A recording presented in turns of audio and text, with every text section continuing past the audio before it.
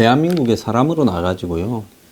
이 고통스러운 현실을 참고 살아가는 이유는 자식이 나보다는 좀 잘 되기를 바라서 모든 부모들이 정말 먹고 싶은 거, 하고 싶은 거, 믿고 싶은 거 이런 걸 다 희생하면서 열심히 자식들 공부에 투자를 하고 있습니다. 한국 사람들의 이 한마디로 이 자식 교육에 대한 열정은 세계적이고 한국뿐만 아니라 다른 나라 이민 가서도 그런 열정을 보여주는 걸 보면요. 어떻게 보면 DNA에 좀 체화되어 있는 게 아닌가라고 생각도 듭니다. 그래서 쓰는 돈 중에 제일 많이 쓰는 것이 자식 교육이고, 지금 집을 제일 많이 쓰겠지만 집 또한 자식 교육과 밀접하게 관련되어 있다, 이렇게 해석이 될 거라고 봅니다. 만약에 이 강북의 지역에서 훨씬 더 대학 들어갈 확률이 높다 하면 강북이 강남이 되겠지요. 그렇기 때문에 이 자식 교육 하나에 다 열중해서 사는데요. 제가 정말로 이해하기 어려운 한국 사람들의 정서는요. 그러면 자식이 사교육 많이 시키고 강남에 산다고 해서 좋은 데 들어갈 확률이 좀 더 높아지겠지만은, 그럴 수 있는 사람은, 거기에 무한정에 투자를 할 수 있는 사람은 소수고, 다수는 정말로 그럴 수 없으면서 뼈 깎는 심정으로 자신의 수입 중에서 상당수를 자식들한테 이렇게 투입을 하고 있는 겁니다. 밑으로 내려올수록 중산층이나 서민층은 이 자기들 자식 사교육에 넣는 돈이요, 굉장히 전체 수입에서 큰 부분을 차지하고, 정작 부자들은 몇백 몇천을 써도 한 달에 수입 중에서 훨씬 적은 부분이죠. 그래서 사교육 때문에 정말로 등골이 휘거나 망하는 사람은 중산층이야지, 상류층은 훨씬 많이 있어도 전체 수입에서 그 비율은 적다고 봅니다. 그렇다면 중산층이나 서민들이 대부분일 건데, 90한 7, 8%는 될 건데, 이 사람들이 한국의 입시 제도 자체를 근본적으로 뜯어 고치도록 의견을 모아야 될 건데, 거기에 대해서는 저항하지 않고 사교육 경쟁만을 하고 있고, 바뀌는 이런 혼잡하고 번잡스러운 입시 제도에 대해서 저항할 의지를 안 갖고 있다는 것은 어떻게 보면 대한민국 사람들은 도대체 무슨 생각으로 살아가는가, 좀 의아스러울 때가 많습니다. 내 자식이 아무리 공부를 열심히 해도 좋은 대학에 들어갈 확률이 없다라면 이거는 분명히 제도가 잘못된 거지요. 과거에 저희들 때는 저같이 좀 놀던 사람도, 가난한 집의 자식들도 좋은 대학에 들어갈 수가 있었습니다. 근데 지금 그렇지 못하다고 하면 과거가 훨씬 공정한 거 아닙니까? 저 같이 서울대 들어간 친구들 중에요, 가난한 집 애들이 수두룩했어요. 부자들이 별로 없었습니다. 과에 진짜 부잣집 애들은 한 서너 명밖에 안 됐어요. 근데 요즘 그렇습니까? 그래서 지금 이 문제에 대해서 한국 사람들의 시각이 매우 잘못되어 있다. 자식 문제에 목을 매는데, 자식 문제의 장래를 결정하는 것은 얼마나 열심히 공부하는 것보다 이 제도를 만들어버린 부분이 훨씬 더 결정적인데, 근데 거기에 대해서는 저항하지 못하고 저거 자식만 어떻게 두들겨 잡아서 투자해서 보내려고 개인주의적인 입장을 보이고 있다. 정말 이해하기 어렵다는 겁니다. 툭 하면 촛불 들고 길거리로 나가서 대통령까지 쫓아내는 나라의 국민들이 왜 입시 제도의 이런 부패와 잘못에 대해서는 입을 탁 닫고 있느냐. 이거 좀 이상하지 않습니까? 자, 보면요. 개천에서 용납이 어렵다. 사교육 받는 저소득층의 비율이 급격히 감소하고 있다라는 보도가 지난 주말에 나왔습니다. 월 소득 200만 원 이상 300만 원 미만의 계층이 사교육에 참여하는 비율이 77%에서 58%로 줄어들었다. 한 20%가량 툭 떨어졌어요. 200만 원에서 300만 원 사이의 월 수입을 가진 가정요.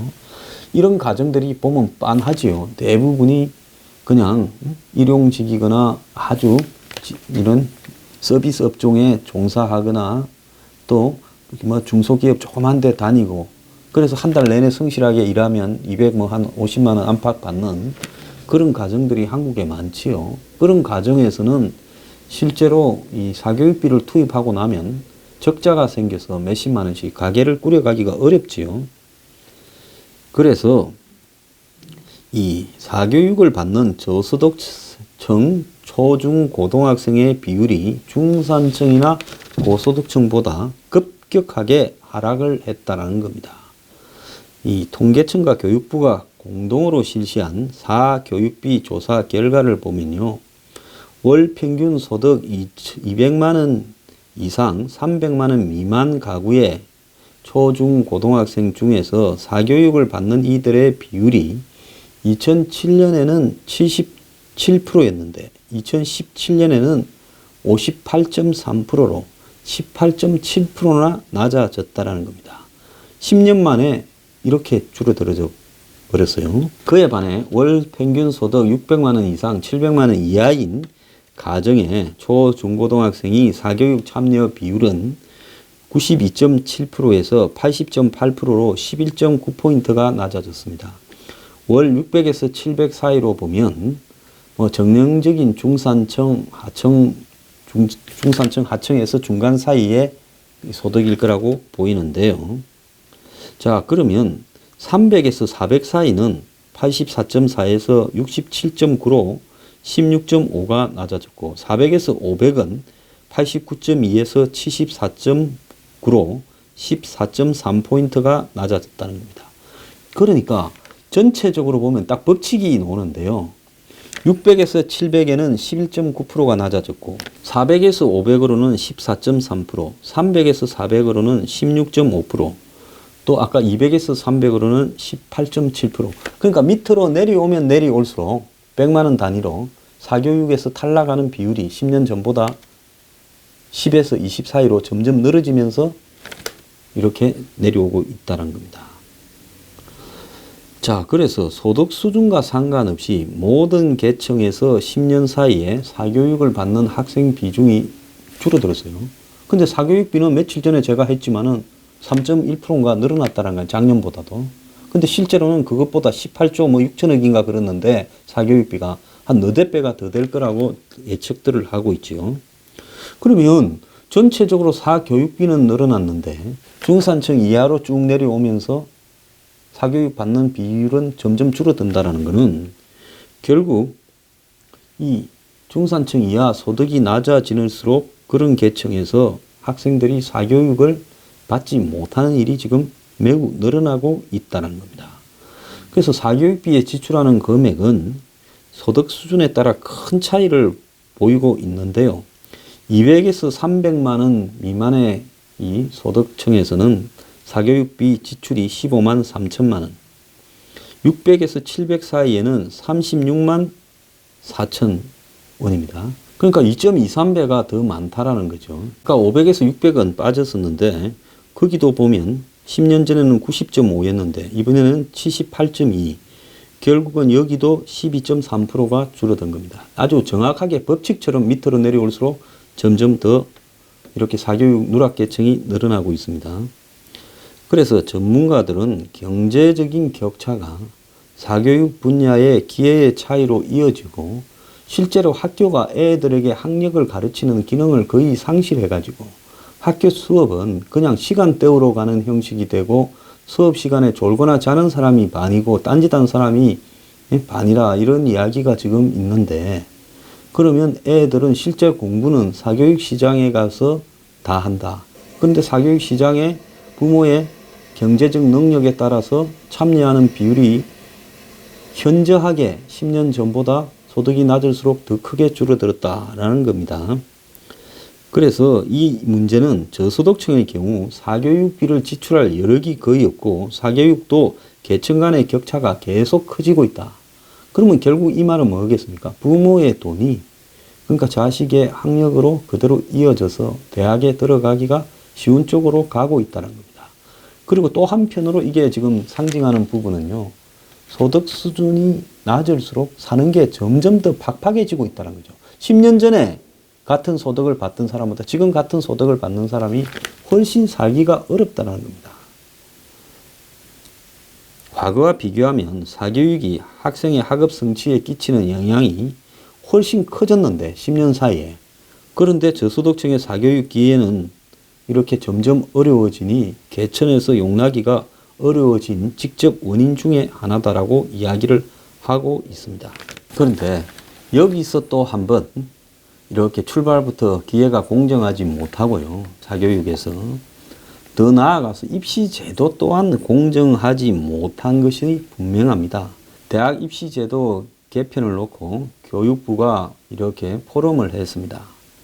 그래서 8월까지 이제 이 입시제도를 확정을 한다는데요. 공정의 의미를 놓고 말싸움이 벌어졌다는데요.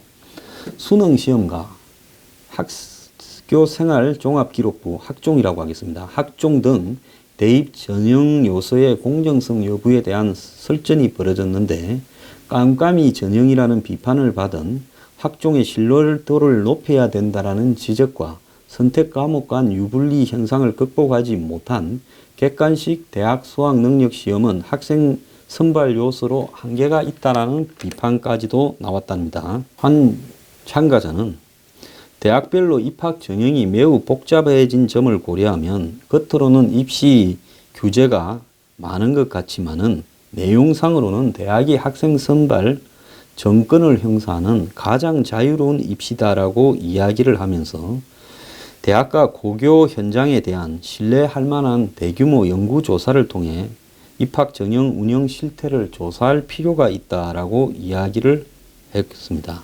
그런데 대학 측에서는 이 문제에 대해서 학종이 금수저 전형이 아니다. 장학금 받는 사람들이 어려운 사람들이 많아지고 있다. 이렇게 이야기를 하고 있습니다. 그래서 이 학종 전형의 공정성을 높이려면 입학사정관들의 전문성을 높이고 다수가 참여하는 평가 제도로 가야 된다. 이렇게 이야기를 하고 있고요. 다른 한편에서는 학종이 아닌 수능 역시 점수의 왜곡 현상이 발생하므로 공정하지 않다라는 지적까지 나왔어요. 한 고등학교 교사는 제2외국어나 탐구 영역의 경우 선택 과목 간 응시 인원수가 많이 차이가 나서 이 다른 영역 역시 같은 수의 문제를 틀렸어도 표준 점수와 100분이 차이가 난다는 점을 지적했습니다. 또 한편으로는 공정성이 정확하게 의미하는 바가 무엇인지 학생, 학부모에게 합격, 불합격 이유를 세세히 공개하는 것이 공정성의 기준인지에 대한 논란도 벌어졌어요.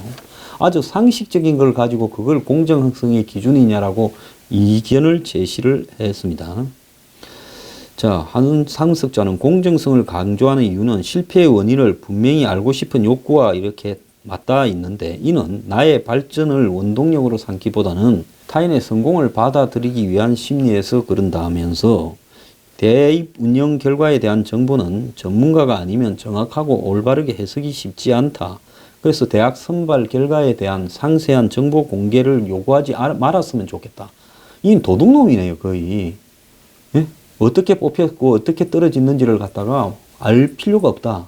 그러면 지금 대학별로 수십 가지의 복잡한 전형이 제기되는 과정에서 대한민국의 시각으로 보면 온갖 일에 백이 다 작용하는 나라 아닙니까? 내가 백이 있으면 성추행, 성폭력도 마음대로 저지르는 나라인데요. 이런 나라에서 대학 입시에 백을 안 쓸 리가 있겠습니까? 돈과 백을. 그게 돈을 먹었든 백을 먹었든 너네들은 알려고 하지 말라라는 이야기 아니겠습니까? 자, 여기에 대해서 부모가 돈 없고 학생이 운이 없으면 학종으로 대학 가는 거 꿈도 꾸지 마라는 보도도 나왔습니다.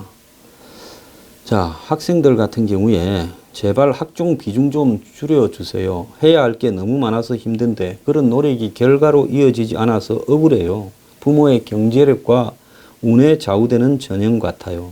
공부를 잘하느냐 못하느냐에 따라 선생의 관심도 달라져요. 학교에서 키워주는 최상위권 친구들은 선생님이 알아서 학생부를 관리해 주지만은 그렇지 않은 학생들은 선생님을 찾아가서 요청해야 한번 들여다봐줘요. 성적이 어중간한 친구들은 완전히 찬밥 신세예요. 이게 지금 학생들의 이야기예요.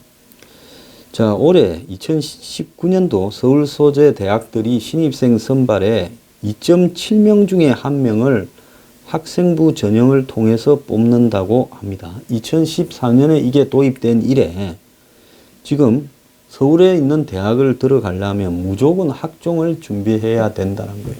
이 무슨 놈의 대한민국 같이 이런 부당한 한마디로 뒷거래와 백과 돈이 판치는 나라에 학교가 안 그렇습니까? 학교에 이거 어느 지역에서는 학교 교장이나 선생들이 나서서 이거 무슨 조작 시비가 걸려가지고 처벌받기도 했지 않습니까? 내신이나 학종 이런 거요. 이게 어떻게 공정하게 될 거라고 생각을 하십니까?